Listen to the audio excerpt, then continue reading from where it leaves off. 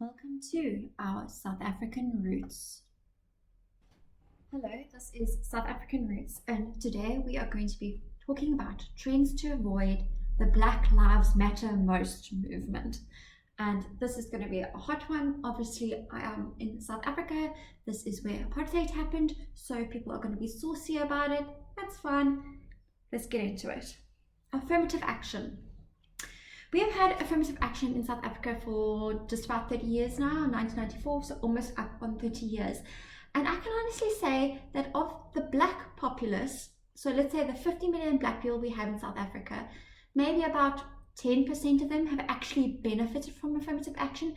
And in a solid move, the top 10 of that percentage is definitely majority politicians or people who are politically linked or black businessmen that have managed to milk the system during tendering processes, who have managed to milk the system during hiring processes, because we have to do BEE, which means that, well, I think there's a whole lot more easy than that, but basically each business needs to be 50% owned, but the actual 90% of the population who before affirmative action didn't have anything still don't have anything. They have not been giving housing, they have not been giving water, they have not been given electricity access, their education has been decreased. Let me just say this, they are less educated than what they were before, and that reasoning is because people don't want them to be educated. People don't want the lower black communities to be educated, because that would mean they would ask questions, they would hold people accountable. Right now, all they see is black figureheads in parliament, in powers of position, and they're like, yes, that's my man, he's got my back, he's got my best interest at heart, that means he is super fleek, he's so cool, wow. That man in that position couldn't give any less of a blip, blip, blip, blip, blip about you below him. He could not care any less. He couldn't. You're voting him in every single year to do absolutely nothing. This is for the president. But even the businessmen, they have very little time for the 90%ers. They have very little energy. The people who are hiring the 90%ers are generally the white business owners because they have to, because of BEE. But that's not nearly enough jobs because white people are fleeing. They don't want to be in the country anymore. So my question is, in whose best interest is affirmative action? Who is it actually benefiting? Whose best interest is BEE, and who is it actually benefiting? Because it is not benefiting the people who have always been poor, because people don't want to make them rich. It is not benefiting their education. It is not benefiting their housing crises. It is not benefiting them in any way. It is only benefiting the guys at the top, and people are not willing to acknowledge that. And racism has become a get out of free jail card. I'm going to say it. We all know it. You cannot fight a black man. You cannot say anything. I can get into an argument about somebody, about whether the sky is blue. If I'm white and that person is black and they say the sky is red, it is racist of me to believe that the sky is blue. That is how ridiculous we have taken it as a society. That is how seriously we have taken racism to the next level, where it is non-logical. And Lord help me if that man is also gay and black and fat, because every single trend that I'm talking about in this series means that people have more rights. People are more validated than the general citizen. So me, as a normal tax-paying, law-abiding person who has a good job, who's just trying to get through without having her house being broken into daily, is the person in the wrong. And you know how I realized this has been taken too far? You know when I realized that this is being pulled out of the Mickey, it has been taken out of it has been used as a diversion tactic. And I'm going to tell you now, we had a looting or peaceful protests. We had looting down in Durban about 3 years ago. We had looting, and everyone was going mad. Everyone was going mad. They were looting all the shops, they were looting all the shipping containers, people were losing their houses, people were coming in to their homes, taking their stuff. It looked like a jungle out there. It looked, on social media, they depicted it really badly. There were lots of videos. I don't live in Durbs. I don't know how bad it was, but it looked very bad.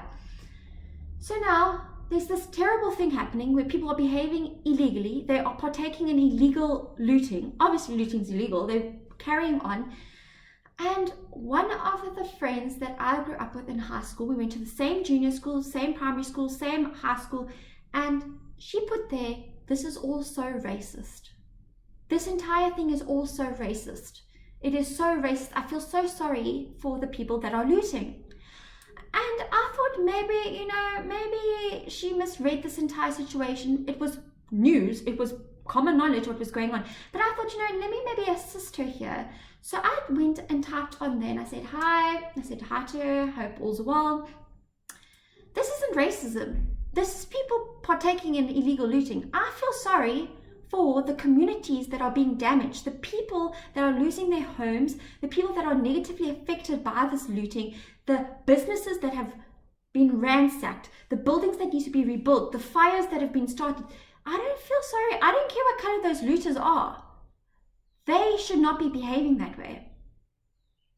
When I tell you, not even 5 minutes after I put that post on there, I had about 8 people of color come at me and tell me how racist I am for not supporting the Black community in their struggles and endeavors when they are creating the struggles and endeavors that they are going through. And I just thought to myself, at what point do we hold the Black man accountable?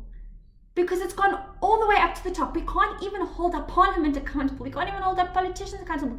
They loot the coffers. They take all the money that people are paying and they pay for their families. And we can't even pin them down because Black lives matter most. Black lives are the matters. Black lives are the most important. And me saying that makes me racist. But am I racist for wanting people that are behaving illegally to be reprimanded? Does that make me racist? Does it make me racist being tired of being told that white people are privileged when I'm the one paying taxes, when we're paying taxes, when we are the people abiding the law? And I'm not just saying this for white people, because Indian people, colored people, there are Black people that do it as well, that are law-abiding citizens. Why is the attention thrown back to us the whole time instead of being put on the people that are actually degrading our society? The people whose attention it should be on. We are so busy fighting amongst ourselves about neighbor on neighbor fighting, Black on white fighting. I never hear about anybody else's problems. It's just media, media, media. And it's used to distract you. Because once again, instead of asking why is the rape rate so high, you're asking what is your white neighbor doing? What is your Black neighbor doing? What is everybody up to? Not holding anyone accountable. Not what is happening in education, not what is happening in the country in general, not why are there so many illegal immigrants. No, none of that. People don't want you to focus on that. They want you to focus on the Black lives that matter. And this is not me saying Black lives do not matter. They do matter. Of course they matter. I am not crazy. I think every single life matters. I think everybody's life is valuable, but not more so than anyone. Nobody is above anybody else. That is what equality is. Nobody is more so important. Nobody is more equal. There is no such thing as more equal. If somebody is more valued, if somebody is more equal, if somebody is more right, that is not equality. But we don't look at it anymore like that. And South Africa isn't the only country that has implemented affirmative action. And they are not the only country that affirmative action has not worked with. It doesn't work. People cannot be made more wealthy by the politicians getting more wealthy. They will not get more wealthy. I'm sorry to break it down to you. People are not going to get their salaries increased by politicians coming into power that scream, Black Lives Matter, Black Lives Matter. That funding is never going to go towards the Black lives that they seem to be sort of voting for or getting the votes for. It doesn't get redirected to the people. It never does. It is just a cheap tactic to distract you and to get votes. And people vote, and people vote, and people vote, and people will vote for the same party over and over and over again, even though the results are negative and they are not assisting, just in the hopes that something will happen. But it's not. And our taxpayer percentage is just dwindling. The amount of people paying tax, because why would people want to pay tax? Just decreasing. The amount of people who are educated is just decreasing. And people think it's a good fat old joke. and that it's just okay. But it's not okay. And I just want to let you know that it's not okay. And black lives do not matter most. And people will come at me. They will say, all lives don't matter. Black lives have burning houses. Why are their houses burning? Why are their houses on fire? There's this depiction that every black life has their house on fire. Who put that house on fire? Who? Because it's not the white people. We don't have time to go around burning people's houses. The black people are putting their own lives. They are getting given things and setting it on fire. They are given resources, schools, they've burned them. They are given housing, sometimes they burn it.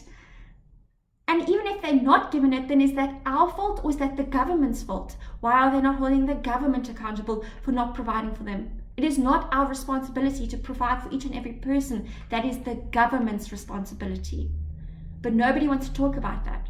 And I just thought I would. So maybe here's some things to consider. Thanks for watching.